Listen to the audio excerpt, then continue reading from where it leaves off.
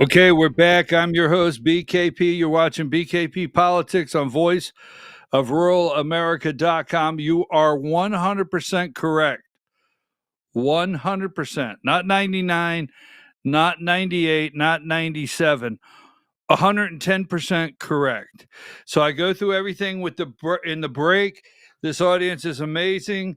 Their fear of what Tulsi Gabbard, Kash Patel, RFK Jr., but especially their fear of what Tulsi Gabbard is about to expose through the Obama administration, through the failures of the intelligence community. Now, you got to remember, John Brennan, right? John Brennan, the spies, never went to prison. The list goes on. The intelligence community lied. They're corrupt. They went after Trump. What they're about to expose,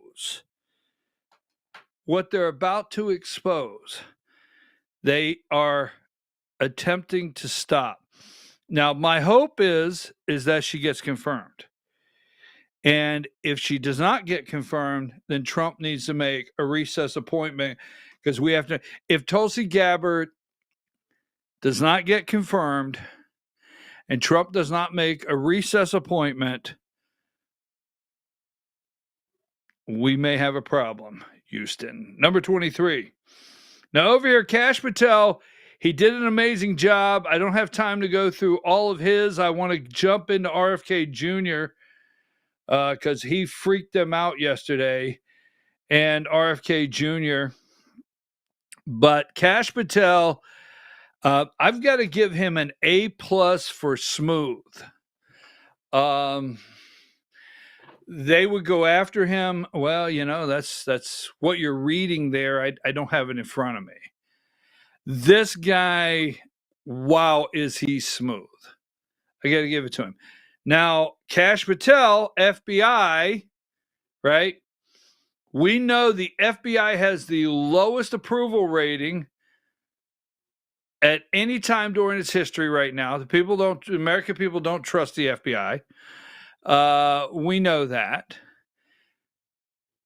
They continued, all of them. When I say all of them, the J6 choir video, give me video.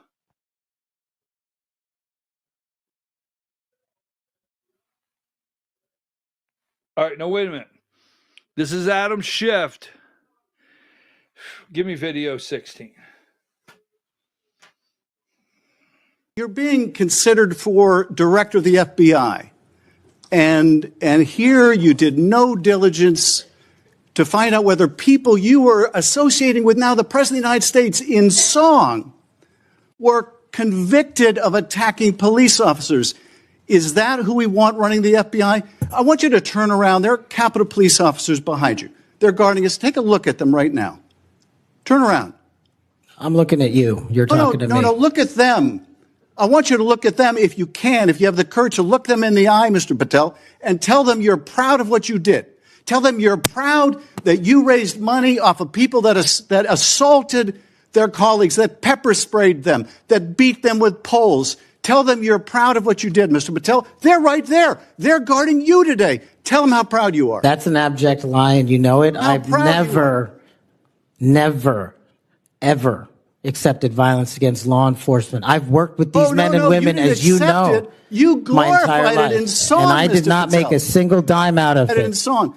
Well, let me. How about you ask them if I have their backs, and let's see about that answer. Let me ask you this, Mr. Patel. Let me ask you this.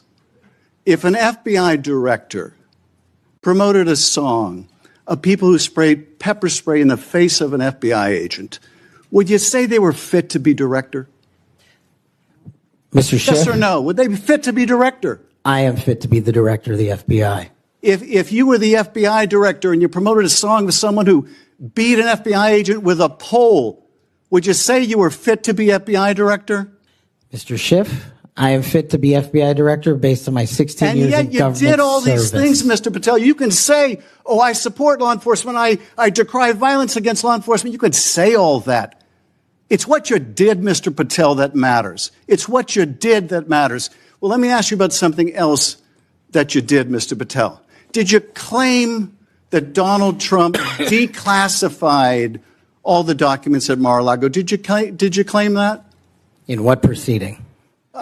To the public, ever. Did you tell anyone that Donald Trump declassified all the documents at Mar-a-Lago?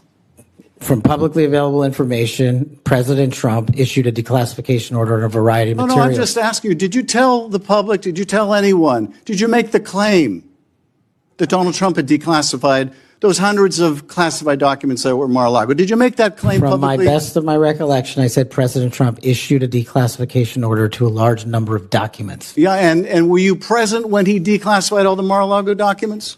Senator, I'm not saying he declassified all the Mar-a-Lago documents. I said President Trump declassified a large number of documents, and I would hope this committee and the rest of Congress would want to get those documents to the American people. Mr. Patel, before a president or anyone declassified documents, wouldn't you want to know whether making the public would cause sources to be killed? Wouldn't you want to know that before you just declare they're all declassified? Wouldn't that be the responsible thing for a president to do?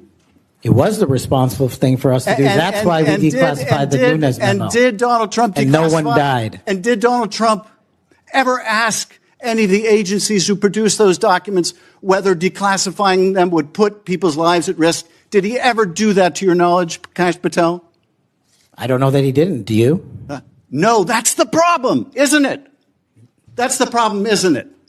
So let me just ask, Mr. Chairman, if you would, Mr. Patel has said he has no problem. He would support the release of his grand jury testimony in that case. I would ask you, Mr. Chairman, ranking member, to join me in requesting, with Mr. Patel's approval, the release of those grand jury transcripts. And I would also ask Mr. Patel whether you support the release of Volume 2 as it pertains to you of the special counsel's report. Any reference to you in the report, to your truthfulness, will you support the release to this committee of those sections of Volume 2 of special counsel's report? I support following the law and providing whatever information the law requires. Well, you said to the Wall Street Journal that you support transparency. Here's your chance, Mr. Patel. You support release of that to this committee, yes or no? Your time's up. Before I Total complete jackass. Total complete jackass. The J6 choir, that the song they're talking about, these people in jail for years, families, mortgages, bills, children in college. They had no way to support their families, no way to support their children. They've been thrown in jail for 3 years. They put together this song and raised money. They raised money to help pay the bills from these families that were in the gulag hostages that Trump released. These are total bad people. Bad people. They don't want these people looking inside the FBI. They don't want these bad people messing with their cash cows at Big Pharma, and they certainly don't want Tulsi Gabbard in there looking at what Brennan, Clapper, the list goes on. Mike Morrell. Anyhow, let's go with this one here. Klobuchar, video 17.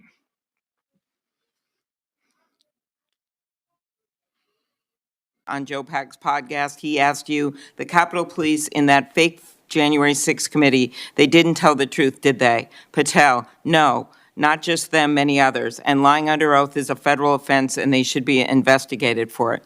Do you believe that about the police officers?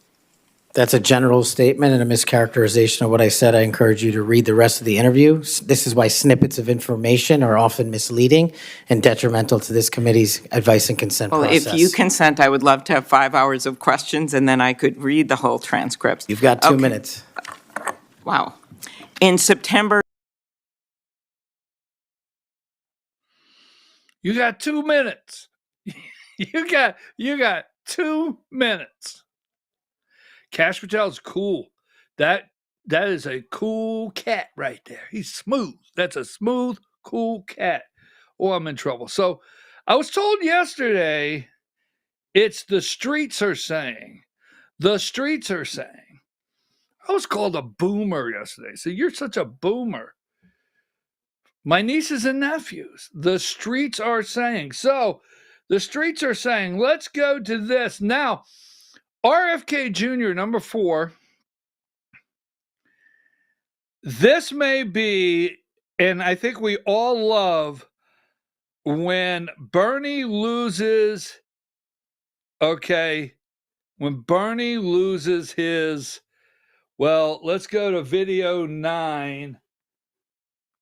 Bernie Sanders loses it. Kennedy sets him straight yesterday, video 9. I'm going to make America healthier than other countries in the world right now. Will you guarantee do what every other major country does? That's a simple question. And by the way, Bernie, the problem of corruption is not just in the federal agencies, it's in Congress too. Almost all the members of this panel are accepting, including yourself, are accepting millions of dollars from the pharmaceutical industry. Oh, no, and protecting their interests. Oh, I thought that would come. No. No, I didn't want you to come back. I was doing my Bernie Sanders impression. Get back on that. I ran for president like you. I got millions and millions of contributions. They did not come from the executives, not one nickel of PAC money from the pharmaceutical industry. They came from workers. In 2020, you were the single largest because I had receiver of pharmaceutical money from workers all over this country. Workers, you were the not a nickel from corporate PACs. You were the single largest acceptor of pharmaceutical dollars. No, from workers in the industry. 1.5 million. Yeah, out of 200 million. All right, but you have not answered. Last question. I was doing my Bernie Sanders. I always, you may not know this, but I give Diane one of these when I want her to come back from a video. And I was doing my that freaked Bernie Sanders out. You people on this panel, it's not the corruption at the pharmaceuticals totally.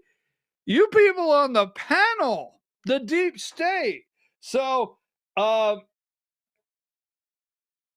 got that one. Where's the other one I want? Let's see. Now, I don't know how much of this I'm going to play, but here is Rand Paul. The exposure, let's go with video 15. I don't know how much of this I'm going to play. Rand Paul yesterday concerning RFK's nomination. I think the discussion over vaccines is so oversimplified and dumbed down that we never really get to real truths, and it's why people up here are so separated from real people at home. So we talk about hepatitis B. It's a terrible disease. It could lead to liver failure, as the chairman said. But the reason you have distrust from people at home, why they don't believe anything you say, and they don't believe government at all, is you're telling my kid to take a hepatitis B vaccine when he's 1 day old. You get it through drug use and sexually transmitted. That's how you get hepatitis B. But you're telling me my kid has to take it at 1 day old. That's not science. And so every person with a bit of common sense, even people who don't resist vaccines, I vaccinated all my kids. I believe vaccines are one of the modern miracles beyond all pale. The Speckled Monster is a great book about the introduction of the smallpox vaccine in 1720 into our country. All miracles.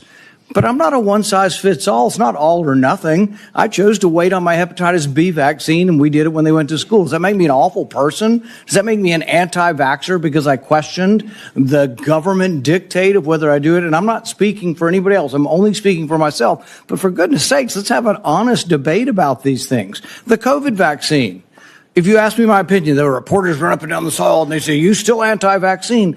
No, I'm pro-vaccine. But on the COVID vaccine and on the COVID illness, there was a 1,000-fold or more difference between the elderly and children. If you don't acknowledge that, you're committing malpractice. You're showing your ignorance. If you say a 6-month-old must be mandated to get it, the science is not there. So all this blather about the science says this and the science says that, no, it doesn't.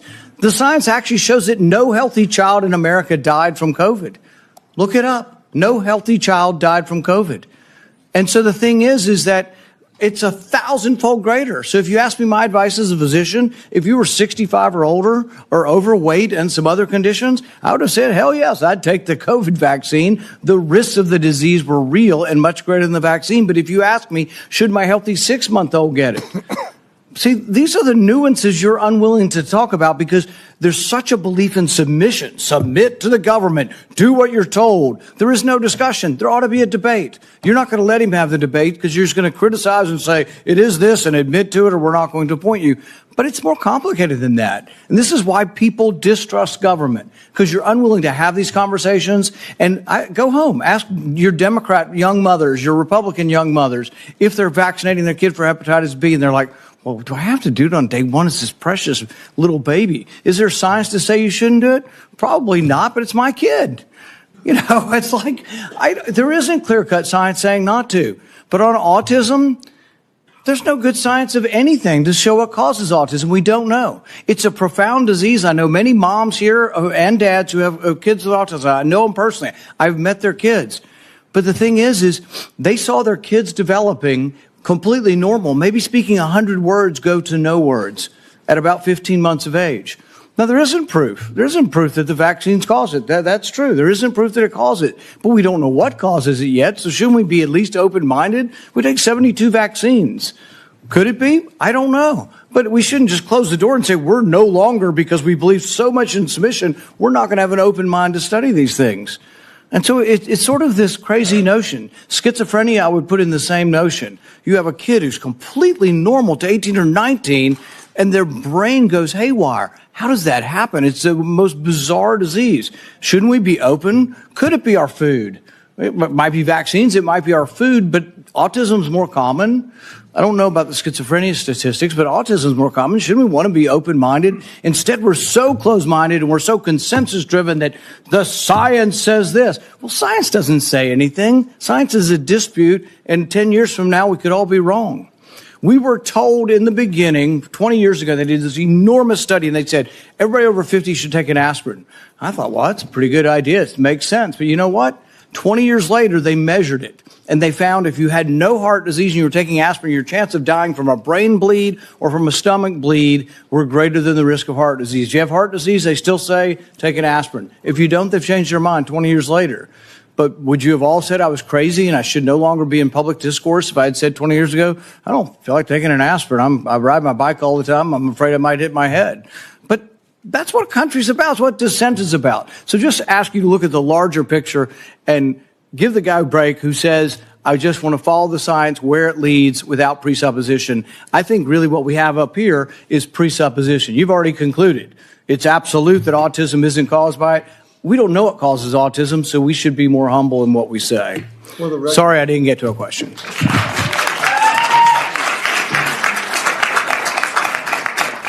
For the record, if a child is born to a hepatitis B mother, that child may have a 95% chance of becoming a chronic carrier. But if we vaccinate those people, and nobody's against that. But if the that's a very small percentage and a red herring. That is not what we're talking about. 99.9% of kids don't have a hepatitis B, Mom. And could they wait a while? Could they get vaccinated 3 months or a year? Yes. So again, for the record, if the mother's hepatitis B status is known, then that can be delayed. The problem is oftentimes, or at least a significant percentage of the time, the mother's status is not known. If she's hepatitis B positive A vaccine on day one of life prevents chronic hepatitis B 95% of the time. So it really depends upon the knowledge of the mother's hepatitis B status. And when they used to do just, okay, we know the mother's status or not, there was mothers that snuck through. Their status was unknown. We can blame the OBs, yeah, Marshall. But for the record, there is an absolute rationale for that. But you're right. If the mother's status is definitively known, that it can be safely delayed. So now, Senator Murray. So what he is saying is, because this guy is, I mean, this senator here, Rand Paul, I didn't have a good place, Diane. I told you when I have a good place, we would stop. I didn't have a good place because I wanted to hear the end, because the mother hepatitis B is unknown. Now, this guy's dealing with the unknown. Now, did you hear him? The mother, it's unknown if they have hepatitis B. So we're going to give the newborn immediately after birth a shot on something that's unknown that works 95% of the time and prevents it. Should I repeat that? Because I know he's a doctor and I know these people are much smarter. I think he's a doctor. They're much smarter than us.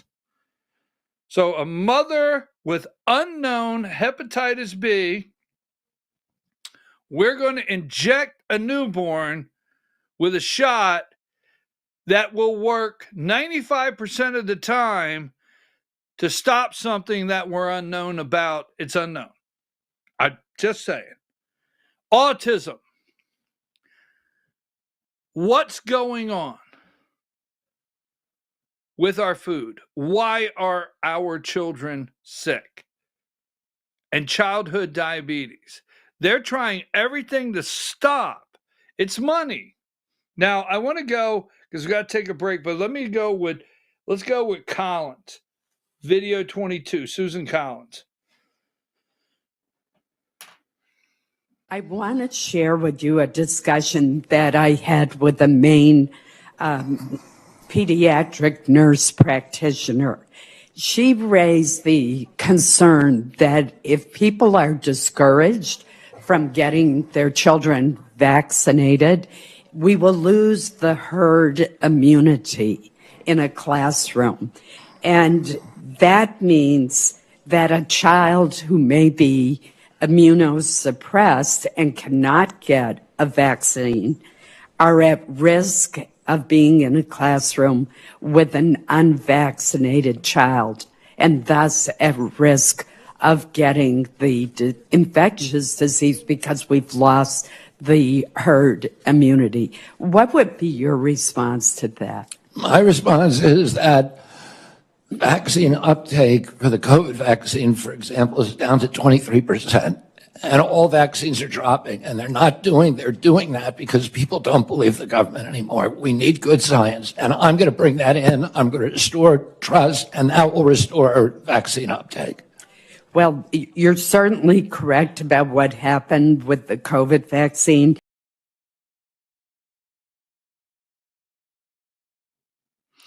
You're correct on what happened with the COVID vaccine. The American people do not trust. They don't trust the CDC. They don't trust the HHS. They don't trust Homeland Security. They don't trust the FBI. They do not trust the government any longer. They do not trust the government any longer. They don't trust legacy media. And I'll tell you what, these three, and Diane, before we go to break, give me right here, number 20. Kash Patel, there has been others, but Kash Patel, Robert Kennedy Jr., and Tulsi Gabbard,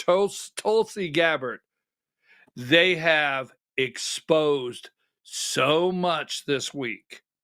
So much has been exposed. And I say this, if not all, and if not one, just one is not approved, Donald Trump make the recess appointment. Don't let the Republicans stop you. All right, I'm going to take a break. By the way, it's time for the Georgia Hour. I've got a couple things this morning that you may be of interest. Give me number 39. This is what's most important to the legacy media. Number 39. Trump begins term with historic low approval rating. Historically low. Trump's initial job approval rating stands at 47%, according to a new Gallup data, below all other elected presidents dating back to 1953. Let me tell you something. The American people elected that guy, and they support him. And I would say well over 50% are so happy that everything's getting exposed. And when it's exposed, there's the right person on the job to make the correction.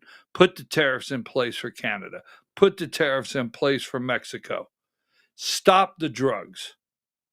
Take a break.